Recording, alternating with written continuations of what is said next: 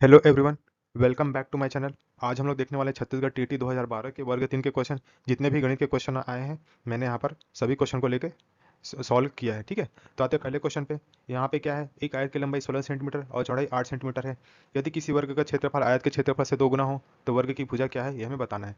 The length of a rectangle is 16 centimetre and width is 8 centimetre. If the area of a square is twice the area of rectangle, the side of the square is. ठीक है, तो यहाँ पर देखिए rectangle का क्या क्या दिया है, लेंथ दिया है 16 सेंटीमीटर और हमें क्या दिया, विड्थ दिया है 8 सेंटीमीटर। अब हमें यहाँ पर क्या हम एरिया निकाल सकते हैं। एरिया ऑफ रेक्टेंगल क्या आ जाएगा, एल इंटू डब्ल्यू या एल इंटू बी, जो भी बोलो। ठीक है, लंबाई गुना चौड़ाई। तो यहाँ पे क्या है, 16 गुना 8 हो जाएगा। तो 16 गुना 8 ये क्या हो गया, एरिया ऑफ रेक्टेंगल आ गया। ठीक है, अगली लाइन में क्या बोला है, वर्ग के क्षेत्रफल आयत के क्षेत्रफल का 2 गुना है। ठीक है, तो यहाँ पे जो स्क्वायर का जो एरिया है वो क्या है, 2 गुना है किसके, रेक्टेंगल के एरिया का। रेक्टेंगल का एरिया अभी भी जस्ट निकाला है हमने, तो यहाँ पर वैल्यू पुट कर देंगे तो क्या हो जाएगा, 2 गुना 16 गुना 8। तो ये क्या आ गया, मेरा स्क्वायर का एरिया आ गया। हमें क्या निकालना है, वर्ग की भुजा निकालनी है। ठीक है, तो इसके लिए क्या हो जाएगा, ए स्क्वायर इक्वल टू क्या होता है, भुजा गुना भुजा क्या होता है, वर्ग का क्षेत्रफल होता है। ठीक है, एरिया ऑफ स्क्वायर। अभी अभी हमने क्या एरिया ऑफ स्क्वायर जस्ट निकाला है, वो कितना है, 2 गुना 16 गुना 8। ठीक है, तो ए स्क्वायर इक्वल टू क्या है, 2 गुना 16 गुना 8। इसको और क्या लिख सकता हूँ, 16 गुना 16 लिख सकता हूँ। ए स्क्वायर इक्वल टू, तो ए इक्वल टू क्या आ जाएगा, अंडर रूट 16 गुना 16। ठीक है, ए इक्वल टू क्या आ जाएगा, 16 सेंटीमीटर। ठीक है, तो हमारा ऑप्शन सी राइट आंसर हो जाएगा इस क्वेश्चन के लिए। अगले प्रश्न पर आते हैं।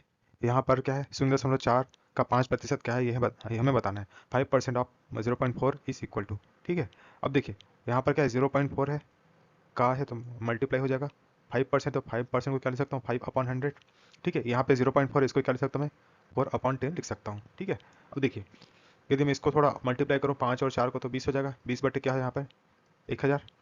ठीक है, अब क्या यहाँ पर एक जीरो से एक जीरो कट जाएगा और क्या बचेगा, 2/100। तो 2/100 को हम क्या लिख सकते हैं, 0.02। ठीक है, ऑप्शन सी हमारा राइट आंसर हो जाएगा।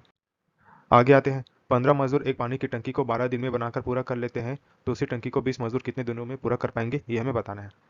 यहाँ पे क्या है, जो 15 मजदूर है, ठीक है, इस पानी की टंकी को 12 दिन में कंप्लीट कर लेते हैं। कितना दिन ले रहा है, 12 दिन ले रहा है। ठीक है, ये क्या है, 15 आदमी हो गए। अब हमको क्या है, 20 मजदूर को इसी काम को करवाना है, तो कितना दिन लगेगा ये हमें बताना है। ठीक है, तो एक कॉन्सेप्ट हमने पढ़ा है टाइम एंड वर्क में, क्या होता है, MDH वाला कॉन्सेप्ट। ठीक है, MDH यहाँ पे क्या है, M1D1H1 इक्वल टू क्या होता है, M2D2H2। जो चीज़ यहाँ पे नहीं है उसको हम लोग क्या करेंगे, छोड़ देंगे। यहाँ पर ध्यान से देखें तो यहाँ पे H की फिलहाल जरूरत नहीं, तो H को हम लोग छोड़ देंगे। ठीक है, अब क्या बचता है, M1 और D1। M1 क्या हो गया, मजदूरों या आदमियों की संख्या। तो पहला कंडीशन क्या बोला है, 15 मजदूर है। ठीक है, तो M की वैल्यू हो गई 15।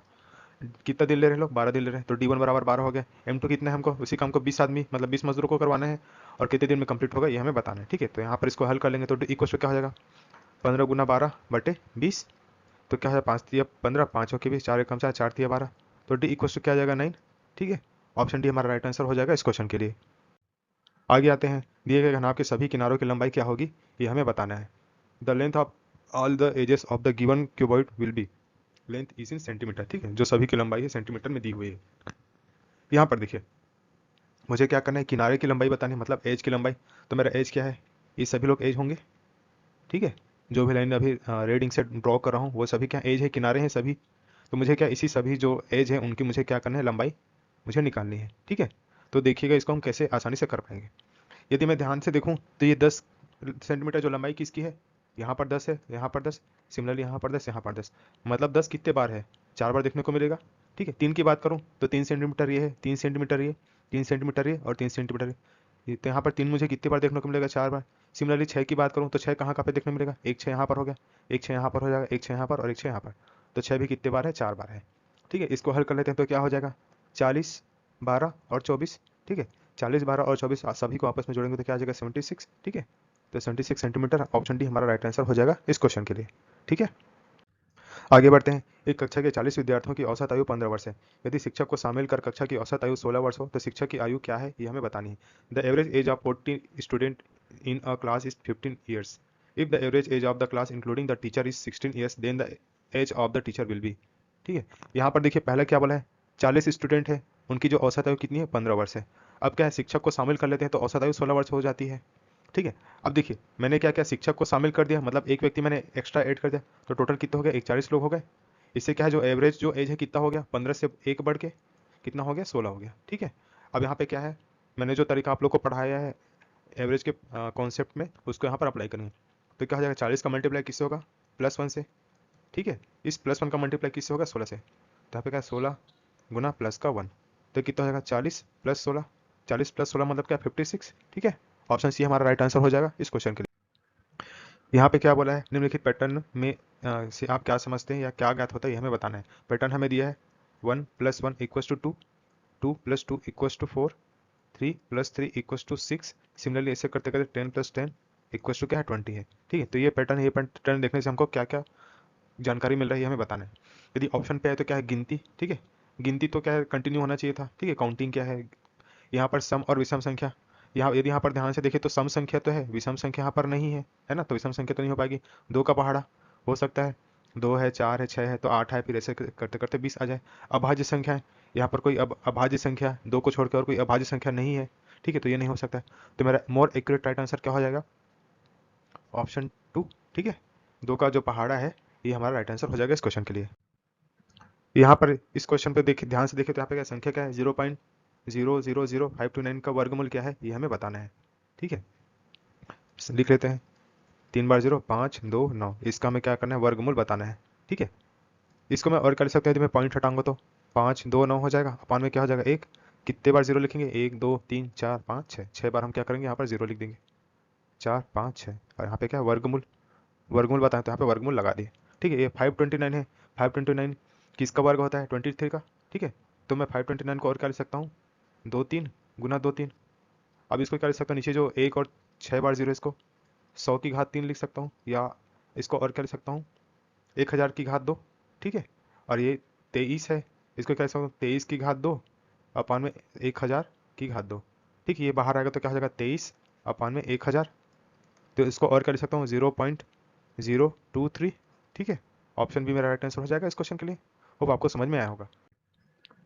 यहाँ पर क्या है, संख्या 1362.05 में 5 का स्थानीय मान हमें बताना है। ठीक है, तो यहाँ पर देखिए प्लेस वैल्यू बताना है 1362.05 का, तो इसको लिख लेता हूँ 1362 प्लस 0.05, ऐसा लिख सकता हूँ क्या। ठीक है, तो मैं ये वाला पार्ट में छोड़ देता हूँ, मैं आता हूँ 0.05 पे। इस 0.05 को और मैं और क्या लिख सकता हूँ, 5/100 लिख सकता हूँ। ठीक है, तो यहाँ पर देखिए 5/100 जैसे ही लिखा, तो यहाँ पर देखिए 5 कहाँ पे आएगा, यहाँ पर देखो दशमलव के बाद कहाँ पर है, ये हो गया कौन सा, 10वां हिस्सा, और ये वाला हिस्सा कौन सा है, 100वां हिस्सा। ठीक है, 100 प्लस, तो 100 प्लस मतलब कौन सा, ऑप्शन डी हमारा हो जाएगा राइट आंसर। ठीक है, इस क्वेश्चन पे आते हैं।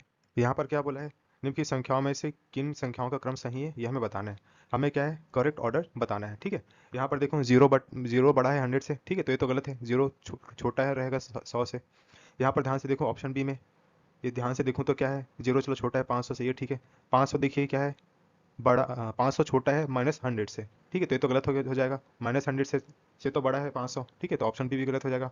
ऑप्शन सी पे आते हैं, -100 छोटा है -500 से। तो देखिए यहाँ पर जब भी क्या दो निगेटिव चीज़ें होंगी तो उनका जो कंपैरिजन होगा, तो इसमें जो छोटी वैल्यू होगी वो बड़ी रहेगी। ठीक है, तो यहाँ पे जैसे देखिए -100, ये क्या होगा, बड़ा होगा, किससे बड़ा होगा, -500 से। ठीक है, तो यहाँ पर ये जो यहाँ पे जो साइन यूज हुआ है ये गलत हो जाएगा, तो ऑप्शन सी हमारा गलत हो जाएगा।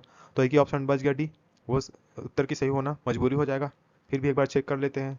यहाँ पर देखिए -500 छोटा है -100 से, ये सही है। -100 क्या है, छोटा है 0 से, ये भी सही है।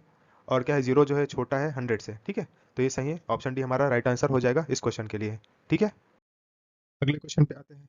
यहाँ पे क्या बोला है, संख्याएं 12 14 16 18 में से कौन सी संख्या उस संख्या का भाज्य होगी जिनके भाज्य 16 और 7 है। Which of the numbers 12 14 16 18 will be divisible by the numbers whose divisible are 16 and 7। ठीक है, यहाँ पे क्या बोला है, 12 संख्या 14 16 और 18, इनके जो फैक्टर है, ऐसे कौन से फैक्टर है जो कि क्या है 16 और मुझे 7 में भी मिलेंगे।